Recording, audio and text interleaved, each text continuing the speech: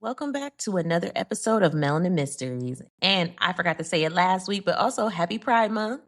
Now, if you are new here, hey cousin, my name is Tiffany. But around these parts, you can call me T, Detective Light Skin, whatever makes you happy. Just do not call me Tiff. I don't play. It's not funny. Don't call me Tiff thinking it's funny. And then I'd be like, ha, no, I don't like it. Thank you. But I just want to thank you for stopping by my little Black true crime corner of the internet. I want you to go on and get comfortable. Hopefully you stick around and become part of the family because we have a good time over here. Now, before we get started, let me go ahead and give my weekly disclaimer because somebody always acts a little shocked. I do things differently around here. I cuss, I talk shit, I laugh. And yes, I absolutely will drag the hell out of these raggedy, ashy ass offenders. So if you're looking for a super serious, monotone, everybody sit up straight true crime podcast, maybe this ain't that vibe. Now, I'm never laughing at the victims or their families because we're not weird over here.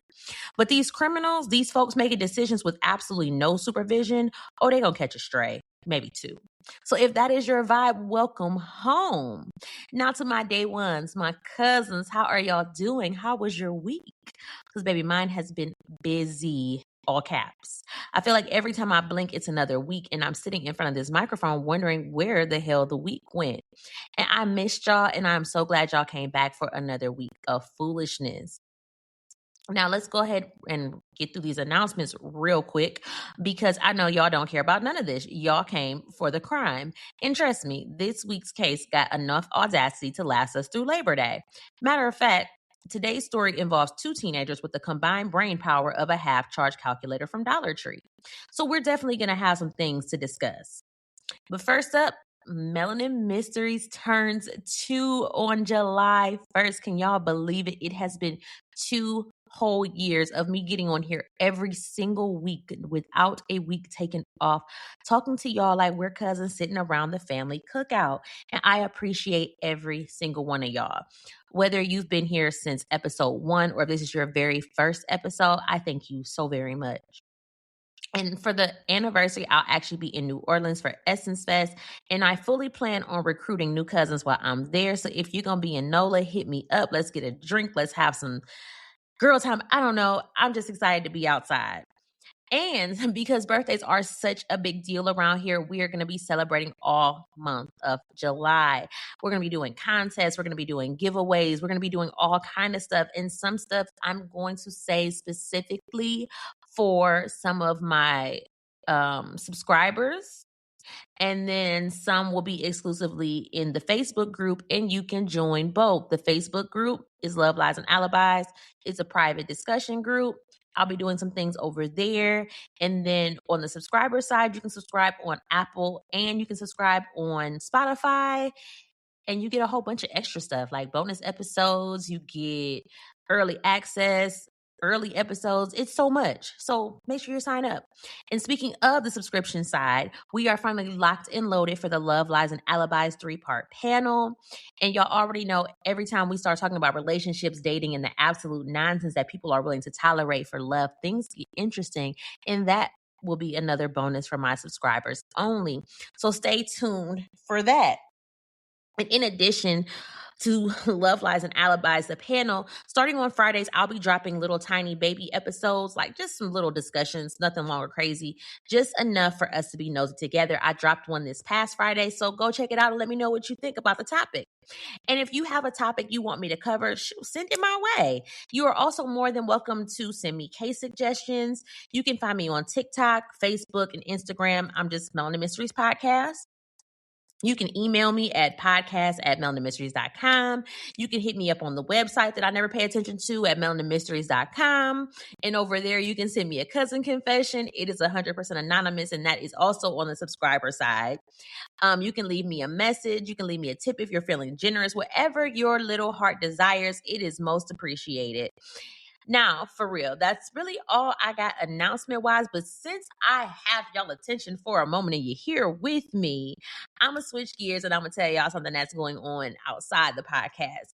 So if you didn't know, before I was over here talking about crime and crazy folks every week, I've pretty much been a crafter my whole life. Like, it's been my thing. As far back as I remember, since I was like 10. And back in 2021, I walked away from a good job because I decided to bet on myself and I wanted to do crafting full time. And when I tell you it has been a journey, like it has been a literal walk of faith. And whew, some days I feel like a business owner. Some days I feel like I'm like one bad week away from shaking ass in somebody's club. Right. But through it all, I kept going.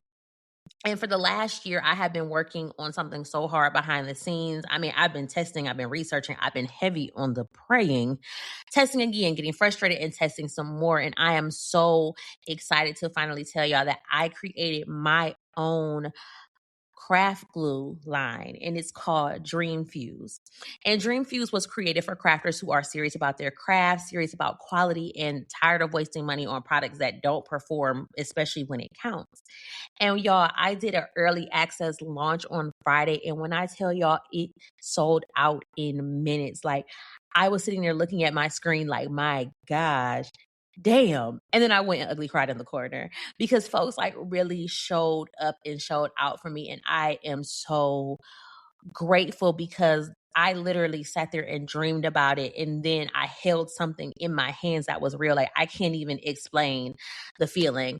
And the official launch is coming so soon. And that's why, like I said, I've been so busy juggling everything.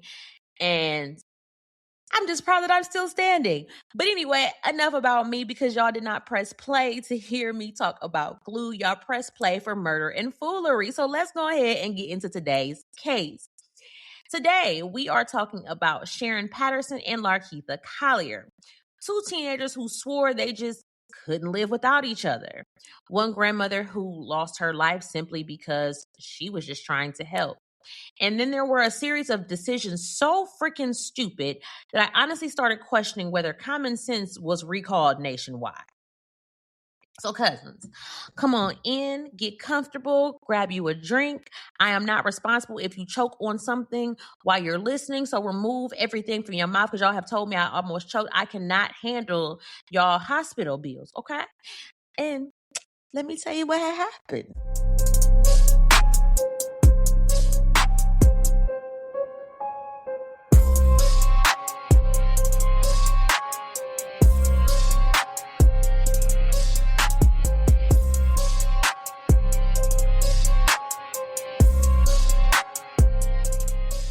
No, at 64 years old, I thought I earned a little peace.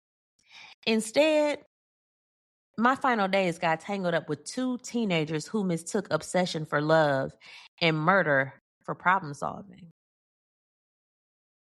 All right, y'all, we just gonna jump right in because these little heifers got on my nerves from the get-go. So we are in Detroit, Michigan. The date is September 17th, 2003. And before y'all, yes, that's my birthday. And I was somewhere turning 17 years old, probably worried about a cake, presents, whatever teenage nonsense I had going on at the time. And these folks next door over in Detroit were making decisions that were about to change a whole lot of lives forever. Now, our story starts with 16-year-old Larketha Collier and her 17-year-old girlfriend, Sharon Patterson. And the very first thing y'all need to know is these little heifers was supposed to have their ass in school. Instead, they had skipped out. They left halfway through school. Now, look, I ain't about to get up here and start acting like skipping school was some unheard of crime. Teenagers skip school, they sneak around, they do dumb shit. It's like in the job description. But these two right here, baby, they were about to take dumb decisions to a level that nobody asked for. So after leaving school, Larketha, she heads home. She sneaks Sharon into the basement. Now, y'all know me. I always got questions and or concerns because maybe it's just me, but sneaking somebody into the house when your mama or grandmama is actually home never made sense to me. Like, that was the plan. How long y'all think it was going to work? Because eventually somebody got to come upstairs or use the bathroom. Somebody getting hungry. Somebody going to make a noise. But again, I have to remember that teenagers aren't that bright. They slow. Now, the reason Sharon had to be snuck into the house in the first place was because Larketha's mama, Sandra, had already made herself very clear. She didn't want Sharon Patterson around her daughter. Now, whether Sandra didn't want Larketha dating girls, she didn't want her dating period, or specifically didn't want her dating Sharon Patterson, I'm not exactly sure. But what I am sure about is that she had already talked to her mama, Bertha Atkins, about it. Basically, she told Grandma Bertha, keep Sharon away from this house, especially when I'm not here. And from everything I found, that's exactly what Miss Bertha was doing. So Bertha upstairs minding her Black-owned business and doing exactly what her daughter asked her to do. Now, Larketha and Sharon are downstairs in the basement acting like they got the place to themselves. And y'all know, if y'all ever had a grandmama, then you already know that grandmas notice everything, especially Black ones. You can be trying to sneak around all day long, but it's like they got a sixth sense. They know who's in the house. They know who left. They know who ate the last piece of chicken. They know when something don't feel right. So eventually, Grandma Bertha, she comes downstairs and she catches them. I'm not saying they were doing anything, but she just caught Sharon in the house. And honestly, Grandma Bertha was a lot nicer than me because from everything I found, all it said was she simply just told Sharon to leave. It wasn't, she wasn't yelling at her or anything. It wasn't no WWE SmackDown. Just, baby, you got to go. Because remember, Sandra had already told her mama she didn't want Sharon around Larketha when she wasn't home. And Bertha was like, okay, cool, got it. But this is where Sharon starts pissing me off. Because instead of just leaving, this little girl starts cussing Grandma Bertha out. This is a 64-year-old woman in her house. Baby, I know good and damn well because grandmas I grew up around would have knocked me into next Tuesday. Then they would have called my mama and told her what happened, and then my mama would have knocked me into the following Wednesday, right? But Bertha doesn't do any of that. She just tells Sharon, you know what, you got to go, little girl. And she go back upstairs. And this is where the story should have ended. We shouldn't even be here today talking about this because Sharon should have left. Larketha gets in trouble. Everybody lives. The end. Roll credits. But no, because apparently these two had a group project due, and the assignment was make the worst decision possible. So Larketha was like, "All right, Sharon, well, my granny said you gotta go, so you gotta go." And allegedly, Sharon says, "quote If she was dead, we wouldn't have this type of problem." Girl, what? Now, cousins, I don't know about y'all, but if somebody says that to me, I'm immediately concerned. Baby, you got to get the hell out. And I don't feel safe. I think we should probably just go ahead and break up. And then I'm gonna probably tell somebody, and I'm blocking you because are you okay? Are you okay? You want to kill my granny? My grandma that make me pound cake, and if she don't make my cousins none, she just make me some because I'm her favorite. And you want to kill her, girl? Please, absolutely not. But instead of saying, "Girl, are you okay?" Larketha was like, "Okay, you're right. It would be easier if she was dead." And somehow these two daughters start discussing how they're going to kill Bertha so they can be together. And we got to pause for just a second. We need to stop. Just pause. Because I need somebody to explain this logic for me. So you're going to kill your grandmother. And then what? Because your mama still don't like Sharon. Your mama still live there. And then the bills is due. And then you still got to eat. So what exactly was this relationship gonna happen at? Was it going to be under a bridge, in a cardboard box? I mean, what was the plan after the murder part? Because from where I'm sitting, they put more thought into skipping school than they did into this entire crime. So originally, the plan was for Larketha to hit her own grandmother upside the head with a hammer, and Sharon was going to choke her. Yes, I said her own grandmother, because apparently we have completely left reality at this point. But I guess when it came time to actually do it, Larketha backed out. She couldn't do it. I wouldn't be able to do it anyway. We wouldn't even have gotten to this point. But Sharon, like, well, don't worry about it, babe. I got this. I'll do it. Like, she signed up for extra credit. So now Sharon's going to use the hammer, and Larketha is going to do the choking. So these two actually went upstairs and attacked this 64-year-old woman, Larketha's own grandmama. Sharon starts hitting Bertha in the head with a claw hammer while Larketha chokes her. And the beating was so vicious that the hammer got stuck in Bertha's head.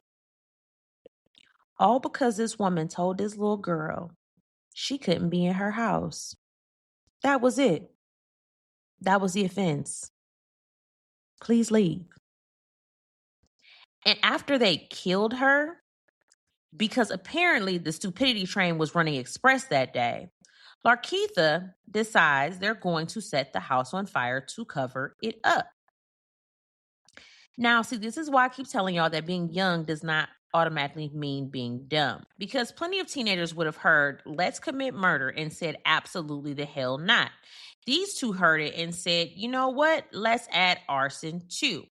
Now, I need y'all to understand something. These two skipped school that morning. By the afternoon, they had committed murder and graduated to arson. That is a hell of a syllabus. So Larketha goes and gets a gas can because that's apparently when your first felony isn't enough, you just start collecting them like Pokemon cards. Larketha has this gas can. And not only does she pour gasoline all over the room, she pours gasoline on her grandmother. Her actual grandmother, the same woman who had probably bought her gifts, the same woman who probably fed her, housed her, loved her, that grandmother. She lights a match, and then these two great value menaces casually walk out the house. They lock the door. They lock the door like they forgot their curling iron was on, and then sit with me now. These fools went to the movies because apparently they wanted to, quote, get their mind off what they had done.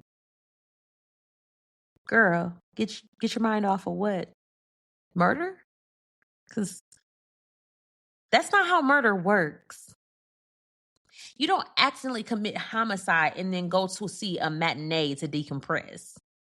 This is not a stressful shift at work or finals week. This ain't your man cheating. You killed your grandmother. That really baffles me. Like it really baffles me. Your grandmama? My God. And what I'm still trying to figure out exactly what the movie was gonna do. Like y'all sitting in the theater holding hands while Grandma Bertha is laying dead in a burnt up house because she had the audacity to tell somebody to leave. It's just fucking with me because that wasn't a stranger or somebody you met last week. That was your grandma. You know, like grandmas be having purse candy nobody asked for, the nasty little, what were those butterscotch things and them strawberry candies that nobody knew the name of forever? Grandmas that be feeding everybody or telling everybody to drive safe when they leave. That grandma?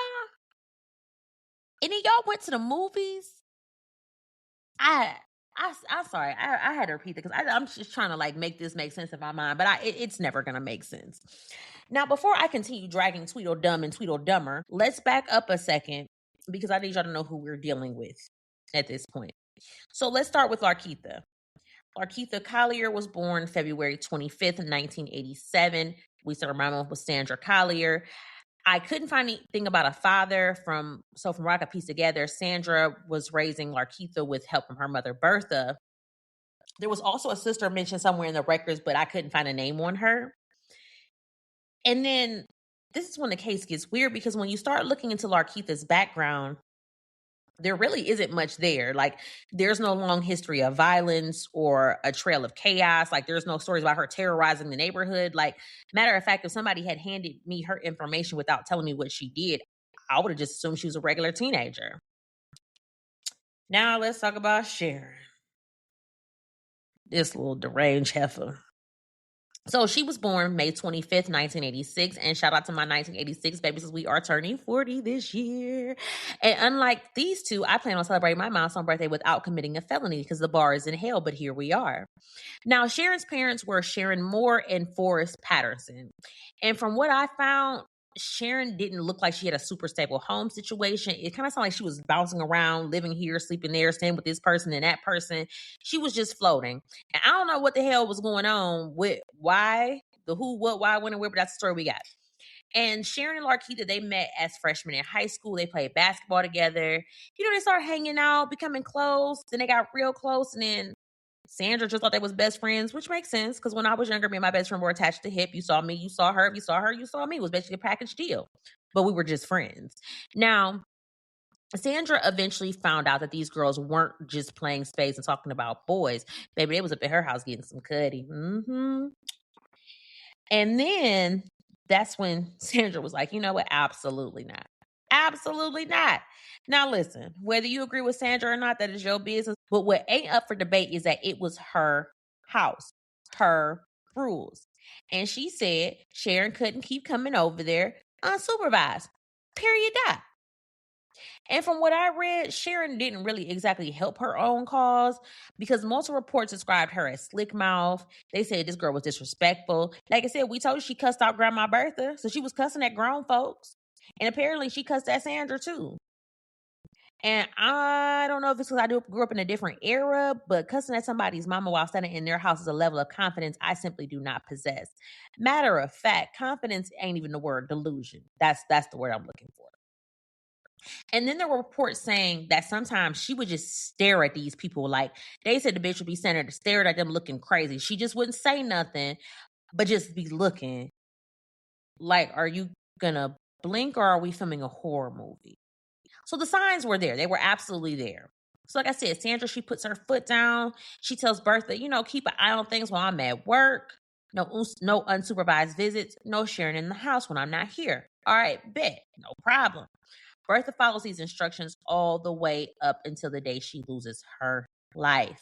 So shortly before 10 p.m., they walk into the 9th precinct on Gradiot and turn themselves in. Now, after these two clearance ride criminals finish their movie date, apparently somebody's conscience finally decided to kick in. And this is where things get interesting because I couldn't find much of anything about Sharon talking to the police, like nothing, not a peep. And honestly, I think Sharon exercised her constitutional right to shut the fuck up. Okay? She did what she was supposed to. Because if we've learned anything from true crime, it's that people who keep their mouths closed usually understand the assignment. Now, Larketha, different story. Baby Larketha came in there singing like she was trying out for American Idol. She told the police everything. She's talking about the skipping school, the sneaking around, the argument with Bertha, the murder plot, the attack, the fire. And she said, I was the one who set the fire. It was me. I did it. Matter of fact, she even admitted that before the attack, she turned up the radio so the neighbors wouldn't hear what was happening. Which means somewhere between let's kill grandma and let's set the house on fire, these two actually had enough sense to think about the neighbors, but not enough sense to not commit murder. Amazing, ain't it? Truly amazing. Now, the detective assigned to interview Larketha was homicide detective Barbara Simon. And during that interview, Larketha explained that she did all of this because Sharon was the love of her life. And we all know, 16 and 17 feels grown when you're 16 and 17.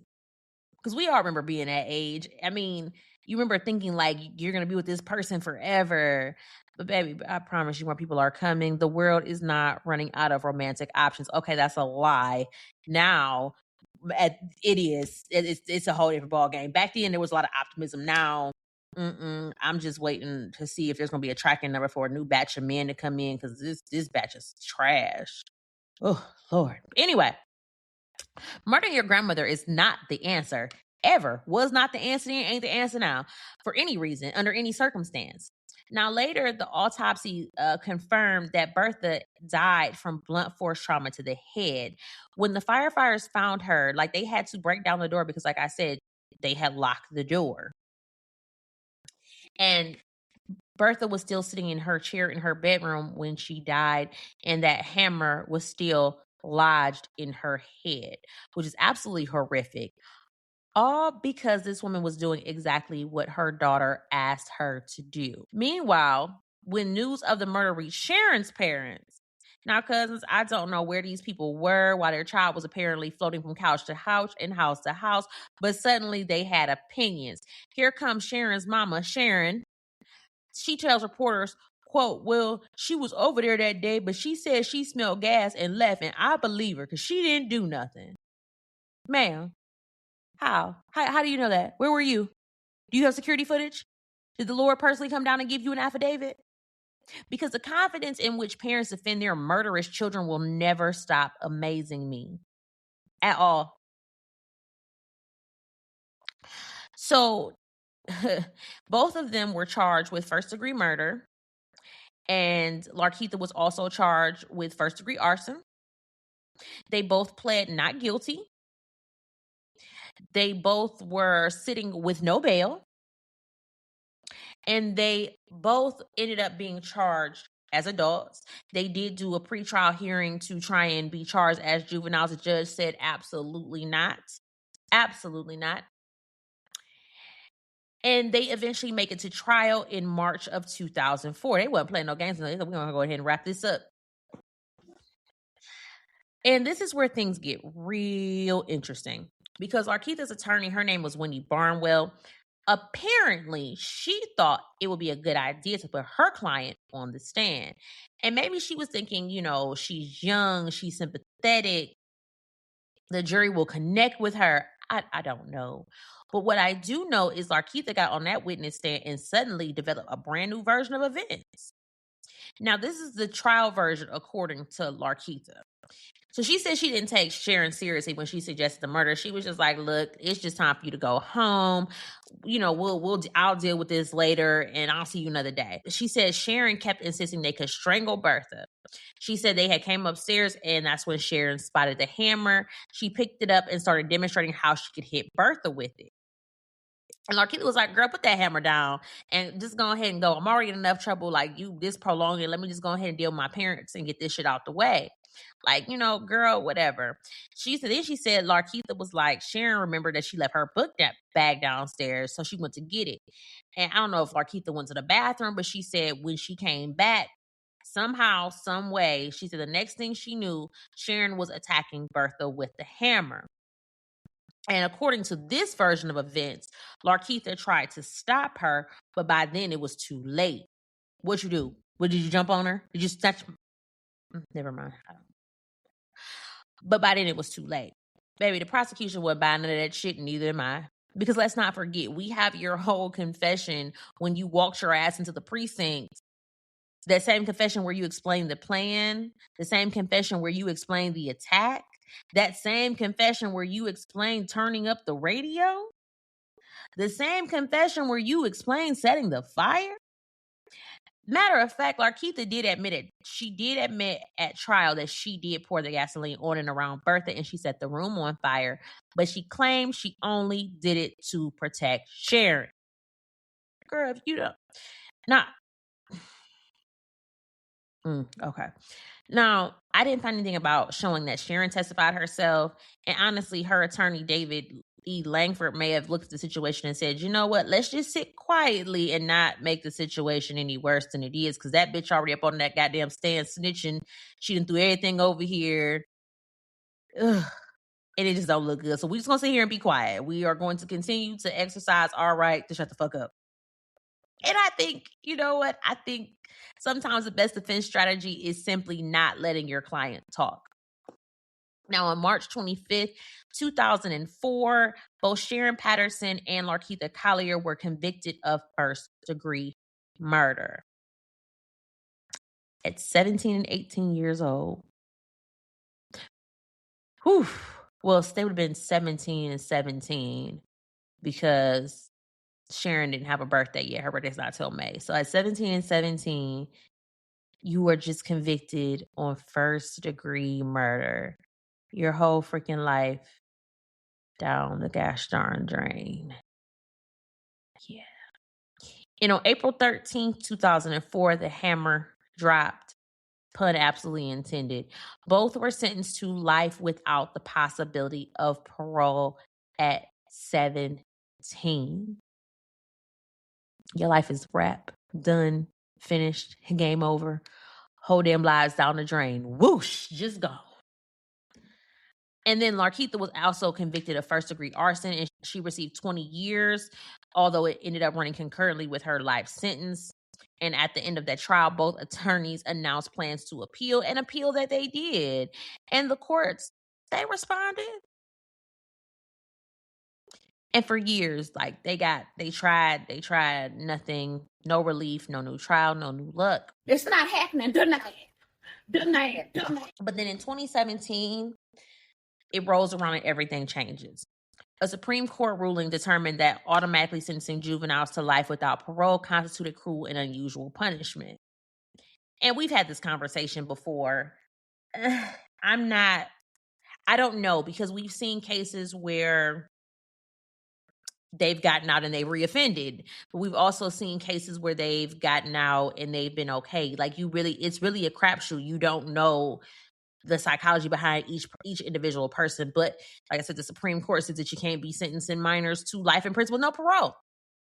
And suddenly both women had a chance at resentencing.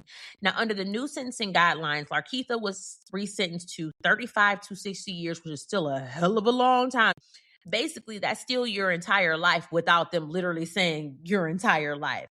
And today, she remains incarcerated at the Huron Valley Correctional Facility. Her estimated parole date is September 17, 2038, which irritates me because why is it my birthday again? Leave my birthday alone. Thank you. Her maximum release date is September 17th, 2063. And if she serves every day of her sentence, she will be 76 years old when she gets out. That is legit her entire life.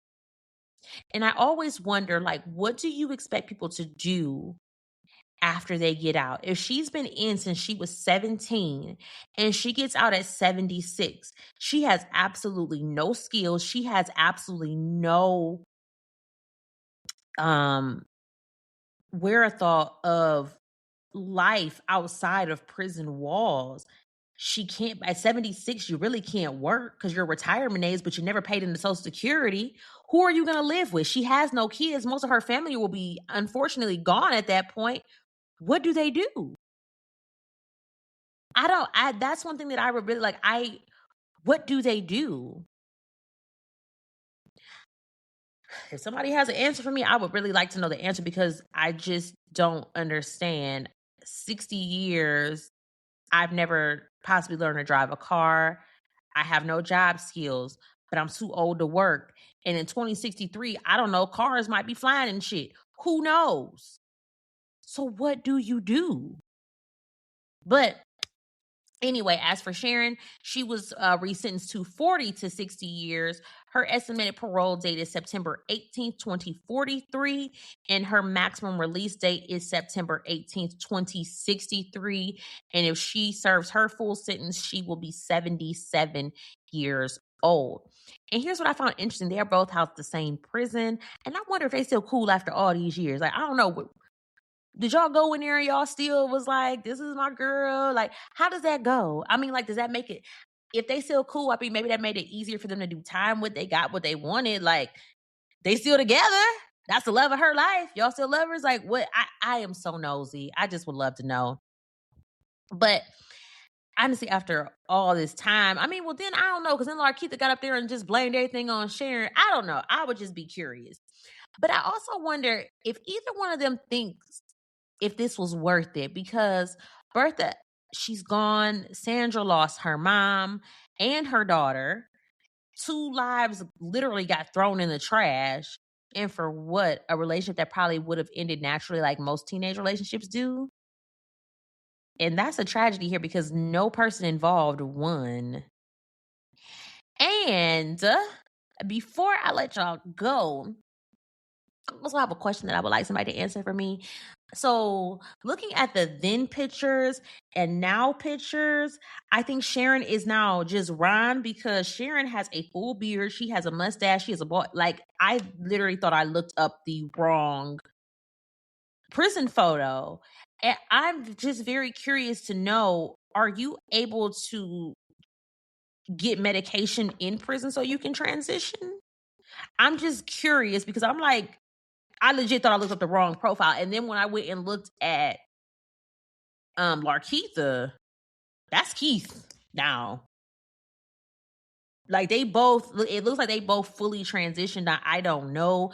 But I'm like, because I was just sitting there and I was just like, well, if y'all been in there since 2003, it's 2026. Y'all been in there 23 years.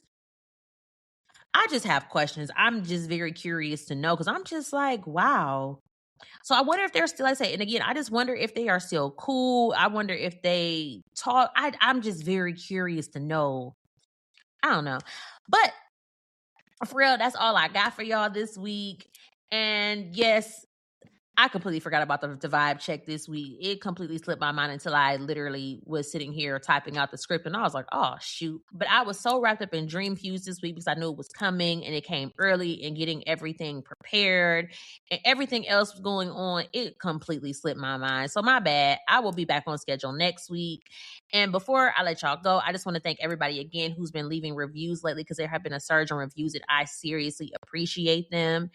And please, please, please keep leaving those 5-star reviews wherever you listen, because they help this show grow more than you know. Like, that is, if you ever wanted to give me a gift, you can give me the gift of a 5-star review, and you can give me the gift of telling your cousin, your friend, your Starbucks barista, anybody you can, to tune into the podcast, because that is how I grow. And that means more to me than anything at this point. So also, if you got some thoughts about this case, please drop a comment and let me know what you think. Would you have believed Larketha's trial testimony? Do you think the resentencing was fair? And most importantly, do you think these have had the worst murder plan that we have discussed this year? And like I said, y'all know how to find me. I'm on Facebook, Instagram, and TikTok at Melanin Mysteries Podcast. You can hit me up on email, podcast@melaninmysteries.com, or the website, melaninmysteries.com. Before I formally let y'all go, I don't want to skip over this because it's important, and I know people are so very much divided, but I still need to touch on it because it is true crime, and it is something that has been really, really big in the news lately. The Carmelo Anthony situation. And I know some people are really divided, and I'm sorry. I'm not sorry, but I am on the side of Carmelo. My heart breaks for that young man, and not to say that I don't feel bad for the young boy that lost his life. I'm not saying that, but I also feel like as a people, we're tired. We're tired of backing down. We are tired of not being treated fairly at trial. It's not fair that he had an all-white jury. It's not fair that the things that are coming, like this, how the situation played out, we don't get the benefit of self-defense. And it's tiring. It's always, we should back down. We should walk away. But at one point, do we stop being submissive? Because I ain't trying to be funny. Like, Jesus said, turn the other cheek. Yes, he did. But we only got 2 cheeks to turn. And after I turn that second cheek, I'm going to slap the hell out of you. So what more do you want from us? This is not like this is a first incident, but we have seen it time and time again. And it's not to say that, and I'm never going to sit there here and say that Black people don't do wrong. Hell, we be killing each other every week. We sit here and talk about it every single week.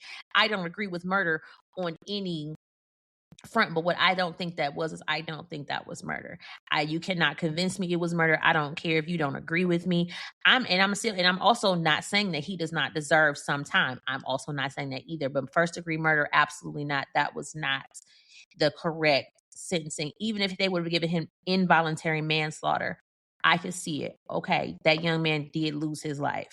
Nobody deserves to lose their life, but people also don't deserve to be bullied. People also don't deserve to keep being submissive. That's not, we can't keep doing that. And I'm just tired of, people say it's not erasing, it's not, but until you're Black, until you have experienced the racism, until you've been targeted, you cannot say that. And I'm just tired of people, non-Black people, treating us like we don't matter. And the craziest part about racism to me, because I'll never understand, we didn't choose to be Black.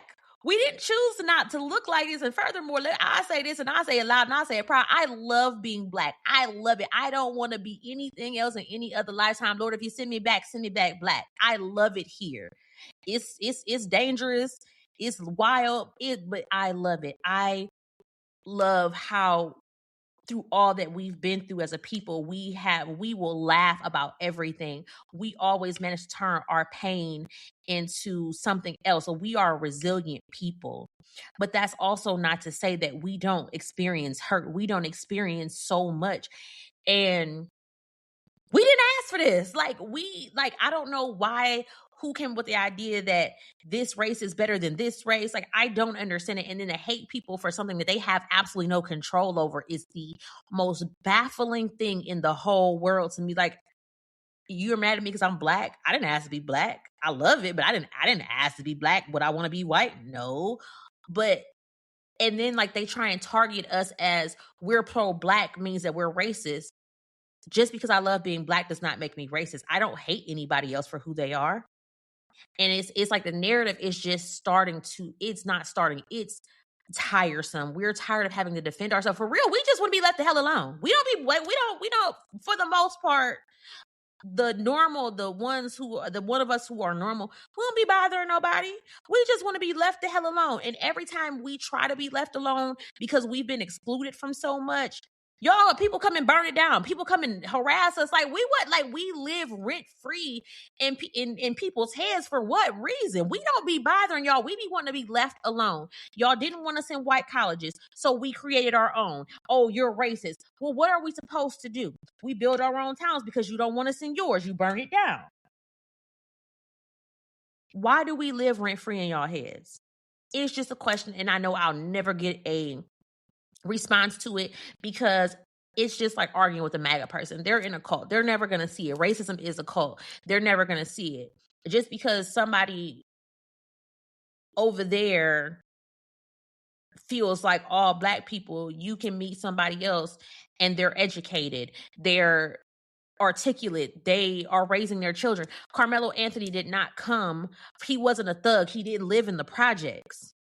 That poor boy is not like, it scares me so much because I know how I've raised my children. My children are suburban babies.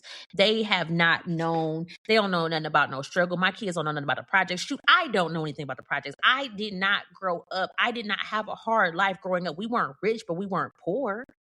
And I'm just looking at that poor baby. Y'all have thrown him into a prison system. And I just pray that he's okay. I don't know what can be done.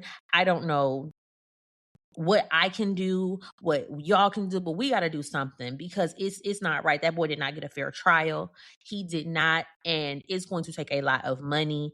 And I don't know what I can do, but I'm going to figure out something because it's not sitting right with me. And I just pray for that young man. And if y'all are praying people, I just ask that you pray for him as well because it ain't right. It ain't right. It ain't right. And it is not right. And now that I've gotten that off of my chest, once I figure out what I can possibly do, or if I come up with any information, I posted in the Facebook group. There was someone posted about how we can write him letters. I don't know if like the support will help him just to keep his head up another day, but this has happened entirely to too many of our Black children, and it has got to stop at some point. So that's my little rant for today. So just remember that hearts break, but alibis don't. And I will see y'all for the next episode of One Bad Night. Get Off Me on Thursday. And I talk to y'all later, cousins.